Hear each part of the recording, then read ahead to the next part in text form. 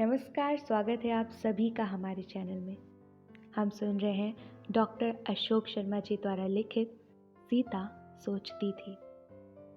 आइए आज सुनते हैं भाग 8, सांसों में गीत।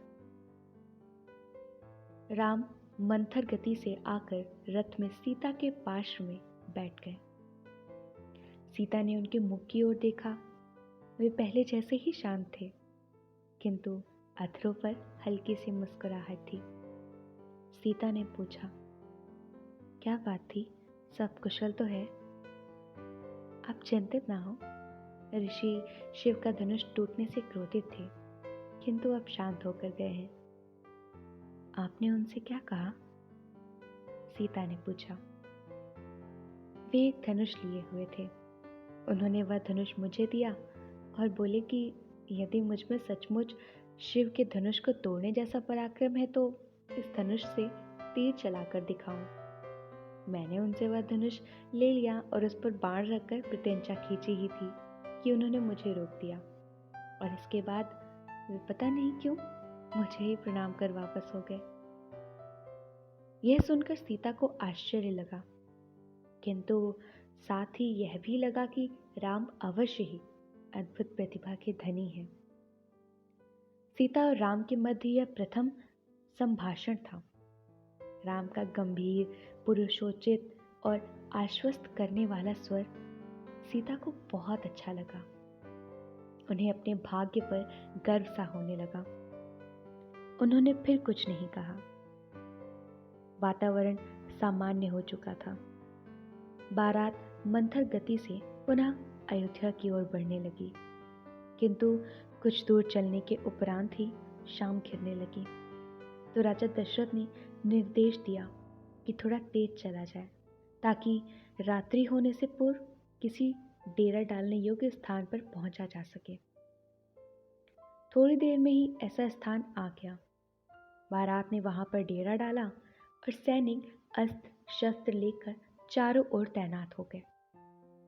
राम ने शिविर तक जाने के लिए सीता को हाथ थाम कर रथ से उतारा और कहा, सीते। सीता ने सर झुकाए झुकाए ही उत्तर दिया, जी। मेरी ओर देखो। सीता ने संकोच से उनकी ओर देखा। दृष्टि मिली तो राम ने कहा, सीते, तुम्हें पाना मेरा सौभाग्य था और भगवान शिव की मुझ पर बहुत बड़ी कृपा थी कि उन्होंने मुझे इतनी शक्ति दी कि मैं उनका धनुष उठा सका। सीता ने ये शब्द सुने तो उन्हें लगा कि उनका जीवन साथी अत्यधिक वीर होने के साथ ही कितना विनम्र भी है। उनके हृदय की धड़कन बढ़ सी गई। वे कहना चाहती थी कि आपको पाने के लिए तो मैंने माँ गौरी से पता नहीं कितनी प्रार्थनाएं की थी, किंतु धीरे से केवल इतना ही कह सकी, मेरा सौभाग्य। और उन्होंने पुनः सर झुका लिया। सीते, आपकी उस वाटिका में मैं भूल से पहुंच गया था, किंतु आज मुझे लग रहा है कि मैं जीवन भर उस सुंदर भूल का ऋणी रहूंगा। आपको देखने के बाद जीवन में प्रथम बार मेरे अंदर किसी स्त्री के प्रति आकर्षण जगा था। राम ने कहा। सीता ने कहना चाहा कि वे स्वयं भी उस रात्रि सो नहीं सकी थी और यह उनके जीवन में पहली बार हुआ था, किंतु लज्जा ने उनको कुछ भी कहने से रोक दिया। उनका चेहरा लाल हो उठा और सांसें तीव्र हो गईं। सीते, आप कुछ कहेंगी? राम ने पुनः कहा। क्या कहूं? अच्छा, एक बार मेरी ओर देखिए। सीता ने पलकें उठाईं। राम की ओर देखा। राम ने कहा, आपके इन बोलते से नेत्रों के सौंदर्य के वर्णन के लिए हर उपमा बहुत छोटी होगी। आज पहली बार मैंने आपका स्वर सुना है और मैं पूरे विश्वास से कह सकता हूँ कि बांसुरी के, वीणा के, कोयल के और छोटे बच्चों की निश्चल हंसी के स्वरों की सम्मिलित मधुरता भी आपके स्वर की मधुरता की बराबरी नहीं कर सकती। राम की इस बात पर सीता ने कोई उत्तर न देकर पलकें झुका ली। उनका मुख एक बार पुनः रक्तम हो उठा। राम ने सीता का हाथ अपने हाथों में लेकर कहा, सीते। कहते हुए सीता ने नेत्र उठाए। मैं तुम्हें वचन देता हूँ कि मेरे जीवन में तुम्हारे अतिरिक्त दूसरी स्त्री कभी भी नहीं आएगी। और क्या? और हमारे सुख दुख कभी अलग नहीं होंगे। इस वार्तालाप में कब सीता के लिए आपके स्थान पर तुम आ गया, इसका राम को पता ही नहीं चला, किंतु अपने लिए संबोधन में आए इस परिवर्तन पर सीता का ध्यान गया। उनका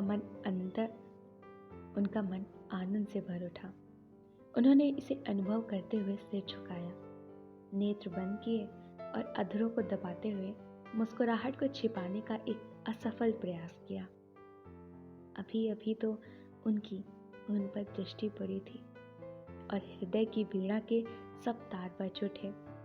फिर संगीत उठा मन में, फिर नृत्य छा गया। सीता नहीं कह सकी थी कि राम की बातों ने उनको कहाँ पहुंचा दिया था। उन्होंने राम की ओर देखा तो उन्हें लगा जैसे बड़े से नीले आकाश में एक छोटी रोशनी की किरण जैसी भी उस गरिमामय व्यक्तित्व में कहीं खो चुकी हैं। इसी खोए हुए मन के साथ सम्मोहन जैसी स्थिति में उन्होंने राम की हथेली थामी, अपने मस्तक से लगाई और बोली, मेरे सौभाग्य, मैं मन वचन और प्राणों से सदा सदा के लिए आपकी और केवल आपकी हूँ। रुक रुक कर चलती बातों का प्रवाह भोर की पहली किरण के साथ किसी पंछी के स्वर से टूटा। बारात के अयोध्या की ओर प्रस्थान करने की तैयारियां होने लगी। थोड़ी देर में सीता का रथ भी चल पड़ा, किंतु सीता के मन में विचारों का प्रवाह अभी भी चल रहा था। उनकी बहनें तो उनके साथ ही थीं, किंतु सीता को पिता श्री जनक और माँ की बहुत याद आ रही थी। सुबह पिता के लिए अल्पाहार लेकर वे स्वयं जाती थी। तब वे उन्हें बहुत सी बातें बताया करते थे। सीता जानती थी कि उनके पिता विदेह कहे जाते हैं और उनकी पुत्री होने के कारण ही बहुत से लोग उन्हें वैदेही भी कहते हैं। सीता ने उन्हें बहुत पास से देखा था। वे सचमुच ही विदेह थे।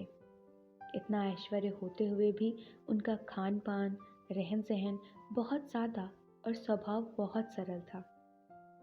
कितनी भी मूल्यवान वस्तु हो, उन्हें उससे कोई मोह नहीं था। वस्तुओं के प्रति मोह रहित होना उन्होंने अपने पिता से ही सीखा था। सहसा उनका ध्यान अपनी ससुराल की ओर चला गया। ससुर दशरथ का स्वभाव उन्हें अपने पिता की भांति ही सरल लग रहा था। अपने तेवरों में लक्ष्मण उन्हें अपने बड़े भाई राम से बहुत अनुराग रखने वाले लगे। उन्होंने राम के साथ वाटिका में, फिर पुनः परशुराम के साथ संवाद होते समय भी उनके साथ खड़े देखा था। वे उन्हें राम के प्रति अत्यधिक श्रद्धावनत, किंतु कहीं कुछ क्रोधी स्वभाव के लगे थे। अपने देवरों भरत और शत्रुघ्न के बारे में वे कोई विचार अभी तक नहीं बना पाई थी और अपनी तीनों सासों के बारे में भी उन्हें अधिक कुछ पता नहीं था। वे उनका मन, विशेषकर राम की माँ कौशल्या का मन कैसे जीत पाएंगी, इसको लेकर भी उनके मन में बहुत विचार आ जा रहे थे। उन्होंने एक बार दृष्टि उठाकर राम की ओर देखा और बहुत संबल महसूस किया। सीता विचारों में खोई हुई थी। अचानक विभिन्न प्रकार के वाद्य यंत्रों एवं मंगल गानों की ध्वनि से उनका ध्यान भंग हुआ। उन्होंने देखा सड़कें साफ थीं, उन पर जल का छिड़काव हो रहा था। दोनों ओर खड़ी हुई भीड़ उन पर पुष्पों की वर्षा कर रही थी एवं जयकारे लगा रही थी। वे समझ गईं कि अयोध्या आ गई है। उन्होंने देखा भव्य भवनों, चौड़े मार्गों और अयोध्या के निवासियों के मुखों एवं वस्त्रों से यह एक समृद्ध नगर लग रहा था। उन्हें यह नगर कुछ कुछ अपनी मिथिला जैसा ही लगा। थोड़ी देर में ही उन्हें आभास होने लगा कि राजमहल आने वाला है। उनके हृदय की धड़कनें बढ़ने लगी। शीघ्र ही महल आ गया। उनकी सासों एवं अंतःपुर की स्त्रियों ने उनका स्वागत किया। विविध रस्में हुई और अन्य नववधुओं के साथ ही वे भी महल के अंदर चलने वाले अनुष्ठानों में खो गई।